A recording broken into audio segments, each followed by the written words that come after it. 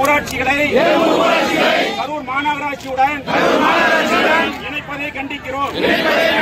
இந்திய அரசை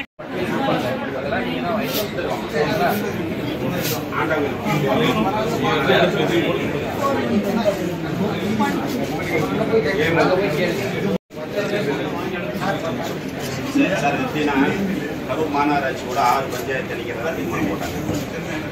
6ல் 1 மட்டும் எடுத்தாங்க. 2000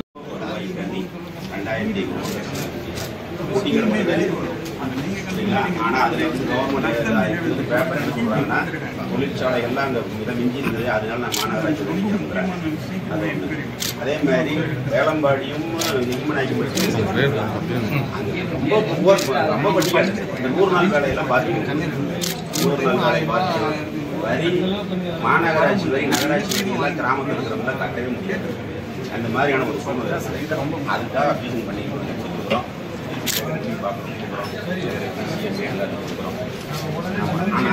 ஆனால் டிஸ்ட்ரிக்ட்ல பரிந்துரை பண்ணி போகும்போது எது எலிஜிபிள்னு பார்த்து பண்ணி கொடுக்குறாரு.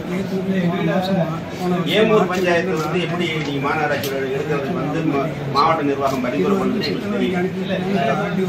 2 போட்டி கடை இருக்குது, பார்ட் கடை, 2 மளிகை கடை இருக்குது. இதுதான் இதுக்கு பூரா விவசாய நிலம், தரிசு நிலம், அதாவது மானாவாரிகளா. அந்த பஞ்சாயத்து உங்களுக்கு தெரியாமல் இல்லைங்க சார். மாநகராட்சி கமிஷனர் ரெக்கமெண்ட் ஆகுது, நீங்கள் பரிந்துரை பண்ணி கவர்மெண்ட்டுக்கு அனுப்புறீங்க. ஆனால் ஒன்று சொல்லிடுறேன், இது 4மே ஏடிஎம்கே பஞ்சாயத்து தலைவர்கள் இருக்கக்கூடிய பஞ்சாயத்து.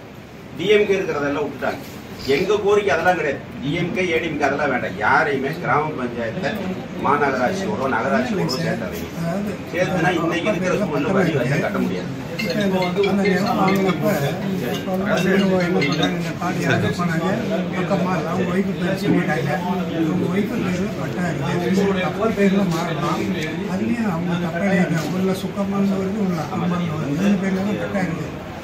ரொம்ப பாதிக்கும்.